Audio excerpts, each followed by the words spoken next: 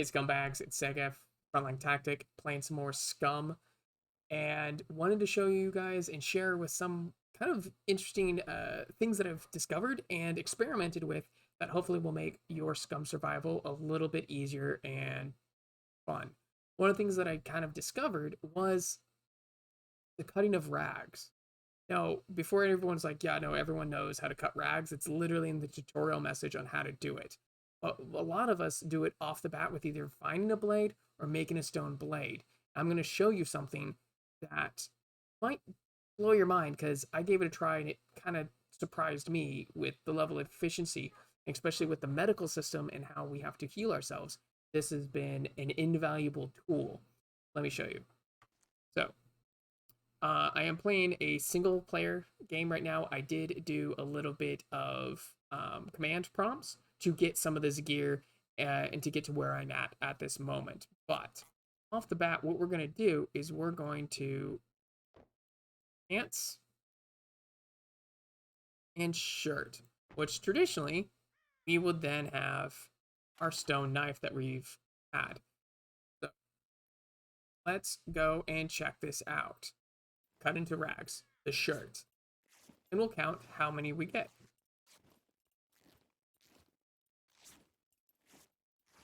Takes a second. Put this stuff up. Need some of this stuff. So that was the shirt, right? And that produced 2 rags and a strip. Now, let's try the pants with the stone knife still in hand. I know you're like, Segef, where are you going with this? Just follow me along here. Okay, we have slightly more. We have 3 rags and 1 strip, okay? Now, what I found is these scissors. Plastic scissors, or as I like to call them, I call them trauma shears because I work in the medical field and we use those quite often. Now, there is another type of shears that look more like hair cutting shears. So, first off, because we did the shirt first, right? So we'll do the shirt first again. We're going to cut those into rags. Which, first time we got 2 rags, 1 strip. Got 4 in 1 strip. Now let's do the pants, which was 3 in 1. So we've basically doubled. And there you go. 1, 2, 3, 4, 5 to 3.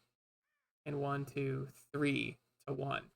So you get exponentially more strips and straps when you use scissors. So try to keep that in mind. Another thing that I started doing while we're on this note of maximizing your rags and strips for medical purposes and bandages is going to crafting. And then I've stopped building the bundle of rags because I don't use the rags as much anymore at all. And you end up losing one of the strips because you need 1 strip to kind of tie them all together. But I started cutting all my rags into strips, and then you get 5 strips.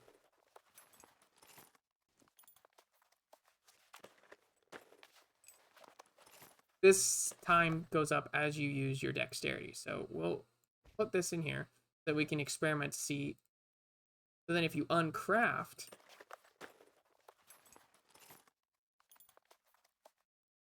there you go. You get all 5 strips back. And depends on where your medical skill is. If it's at least like a basic, that's 2 strips for each C1 or C2 wound that you've achieved. I believe it's 3 and then 4 for each after that. So you're going to easily be able to carry 2 healing or 2 wounds worth of bandaging in 1 inventory slot. Okay, the other thing that I'm going to show you guys that I've kind of experimented and found out that I started having a problem with my vitamin D consumption.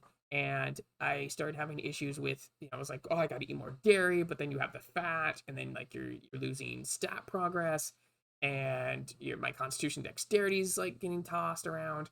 Strength's great because like all the fat and the protein, but I was having problems with maintaining my vitamin D levels, and then it clicked with me, and I felt so stupid.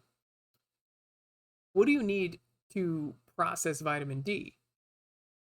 UV light. So if you're having a hard time getting your your vitamin D to process, then I would suggest basically shedding some clothes. And it's basically at least get down to here, and then also taking off any neck gaiters or jackets you have. Kind of expose your head, and then you should see your vitamin D like start to get progress and being processed. Let me put back my outfit. Look great. All right, and then the last tip that I want to show you guys that was kind of handed down to like someone like mentioned it casually on one of the servers I was playing, and like everyone on the server was like, "Wait, what? You can do that?" Because I always thought, what was the purpose of a crowbar other than being another smash or hammer item to be able to break open certain things like large rocks into small rocks, or to be used into a makeshift toolkit? Well, here's one of the other uses. You gotta have it in your hand. And if you don't have a lockpick, you can actually take the time to do this. It actually also doesn't cause relatively any noise. This is also a very quiet thing that you can do, as well as while you're doing this, the entire time, because you're doing an activity, your dexterity stats are going to go up. So this is one of the ways that you can actually possibly farm your dexterity if you're having a hard time with dexterity like I am. Like I have to go for runs, get my dexterity up, because I usually run with a medium to heavy load when I go to raid bunkers or other supply runs. I usually run heavy, or I run light and then become heavy, so I don't get a very good thorough dexterity kind of gain. So this is a neat way to kind of farm dexterity while basically it's reusable in a sense. Like if you stop yourself at like 95%, you then restart the timer all over again. So you just need to find one locked box, and right like that, you now have an open box. But here's this trade-off. Yes, you didn't do the lockpicking minigame, but usually when you put sorry, words are hard. Usually when you lockpick something, you're at like 90 to 100% durability. But when you crowbar it and force it, you then ruin the gear that's inside it. So this knife probably would have been 100% or 95%. We've ruined it down to 35%, which then makes it very hard and difficult to use. I mean, in a pinch, bust it open, you got the gear, but you're also damaging potentially very valuable and rare gear that you're not going to be able to replace or have difficulty repairing back to max.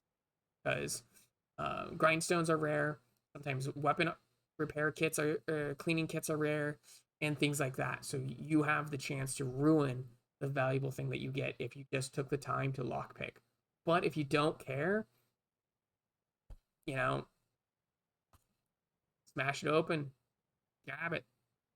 Well, guys, that was pretty much all I wanted to share with you. Those 3 neat little tips and trial and errors that I've kind of discovered.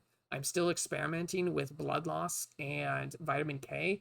It's just it's kind of, I've had a difficulty trying to get my vitamin K to drop and then go get wounded. It's the whole process. So I'm still experimenting with that to see if that factors in bloodletting. Well, guys, thank you very much for listening to me. If there's any other tips or tricks that you guys can have heard from on the servers or discovered yourself, please share with me in the section below, and I will go test them out and check them out. All right, guys. Till next time, stay safe on the front line.